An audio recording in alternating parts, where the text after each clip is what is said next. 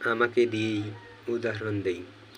আজকে মনে করো আমি আর পৃথিবীতে নেই, তাই বলে কি পৃথিবী থেমে থাকবে?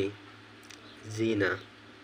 আমি নাই তাতে কি হয়েছে, পৃথিবী কিন্তু ঠিকই চলবে।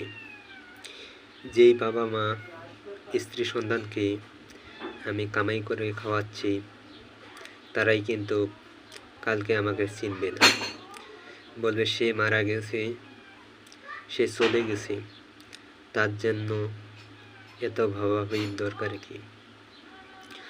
অতএব যা করবেন ভাবে চিন্তে করবেন, সত্য ও ন্যায়ের পথে থাকবেন, সবসময় 5 ওয়াক্ত নামাজ পড়বেন, সত্য কথা বলবেন, সত্য ও ন্যায়ের পথে চলবেন, মৃত্যু থেকে বাঁচার চেষ্টা না করে জাহান্নাম থেকে বাঁচার চেষ্টা করবেন।